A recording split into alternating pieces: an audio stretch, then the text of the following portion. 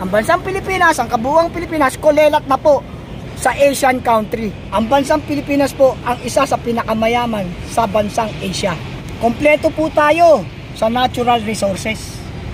Mula sa asukal, bigas, abaka, yung mga buko, yung mga abaka native crop, mga kape, lahat nasa atin po. Gulay, lahat po nasa atin. Ang natural resources ng bansa, meron tayong ginto, meron tayong zinc, kumpleto po tayo. Lahat po ng mineral na yaman ay meron ang bansang Pilipinas. Napakayaman po ng bansang Pilipinas. Ang problema lamang po natin, ang mga politika natin o politiko natin ay mga gahaman ang karamihan. Ilan-ilan lang po ang gumaganap sa kanilang mga mandato to improve the life of Filipino people. Malungkot isipin na ako kasi bilang supporter ng BBM noong araw, ngayon hindi na, noong araw, tagapagtanggol ako ng mga Marcos. Kinakalaban ko ang Dilawan, Pinklawan, kalaban namin sa social media yan. We are fighting to defend the Marcos family. But now, very sad, the reality, they're joining them. They are one to distract the Philippines and the Filipino people. Isipin niyo po yun. Yung dating sumisira sa kanila, kakampinan nila. At ang sinisira nila ngayon, yung mga gumagawa ng kabutihan. Kaya nga sabi ko, napaka-budol na nangyari sa amin o sa atin, sa bansang Pilipinas.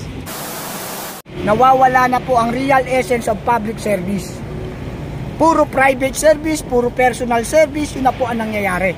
Kaya ang nangyayari, ang bansang Pilipinas, ang kabuuang Pilipinas, kolelat na po sa Asian country. We are the poor. Kung meron kang fourth world country, tayo na siguro fourth world country. Kasi di ba third world country lang dapat? Tayo fourth world country na kasi tayo na pinakamahirap sa buong Asian country.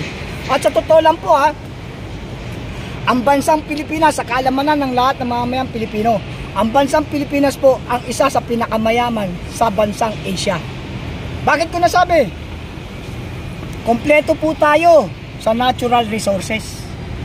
Mula sa asukal, bigas, abaka, yung mga buko, yung mga abaka native crop, mga kape, lahat nasa atin po.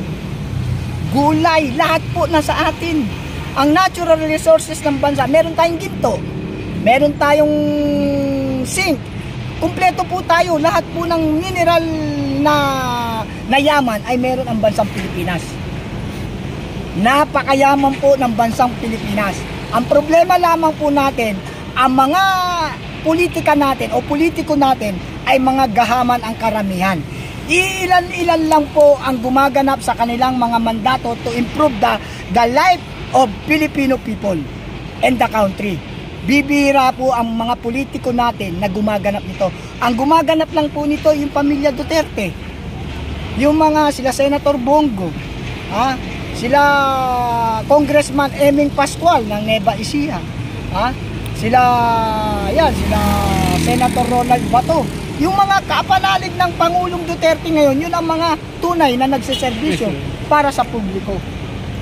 Pero yung mga karamihan diyan, yung mga kung sino-sino, may mga paabante pa diyan, may mga puro pansarili yan.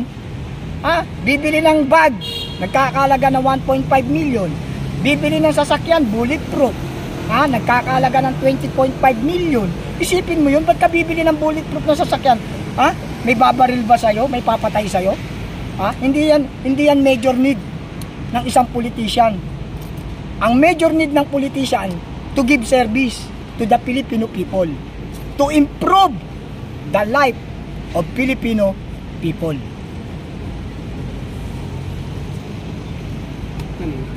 Sir, may iba lang tayo, sir. Okay, sige. Kasi di ba nagkaroon kasi ng party, tapos meron kasi ako napansin dun sa nila, sir. Meron kasing Pinklawan na binabatikos nila dati yung mga Marcos, tapos sila din binabatikos din ng Marcos. Pero ngayon parang nagkaisa sila. Anong masasabi mo dun, sir? Yan nga yung sinasabi ko na nabudol tayo eh. Kasi nung panahon noon, nung nag-aalitan yung mga yan, di ba? O ngayon, bakit nung napesto, nabalik ang mga Marcos, bakit nagkaisa sila? Nagsanib persa. At ang kinalaban nila, yung tunay na tumulong sa mga Marcos. Kasi ang Duterte family, tumulong yan sa mga Marcos. Why they are sit in the Malacanang? Because of Duterte family. Eh bakit ngayon they are treat the Duterte family as a enemy?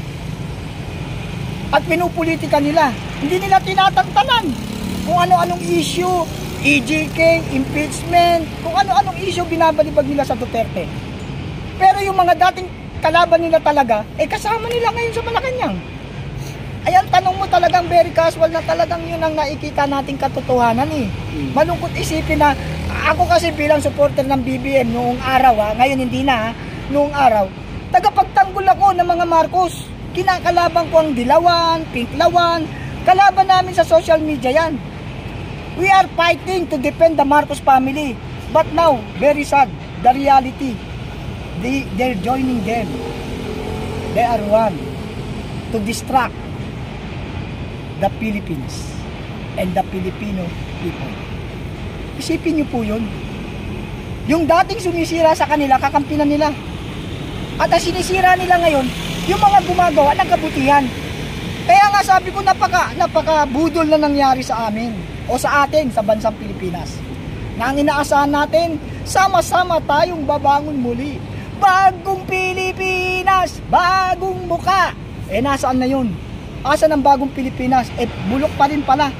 At mas lalong naging bulok pa. Bagong Pilipinas, bagong muka. Yun ang nangyari. Diba? Very sad reality. Huwag kayong masaktan mga politiko dahil totoo po ang aking mga sinasabi. Naawa po kayo sa bansang Pilipinas. Tigilan nyo na po ang pamumulitika. Yayaman nga kayo, ang Pilipino naman naghihirap. Dapat po, inupo kayo dyan sa gobyerno para tulungan, paunlarin ang buhay ng mga mahirap na Pilipino. At tulungang makilalang muli ang bansang Pilipinas na very respected country. Wala na nasira na ang Pilipinas.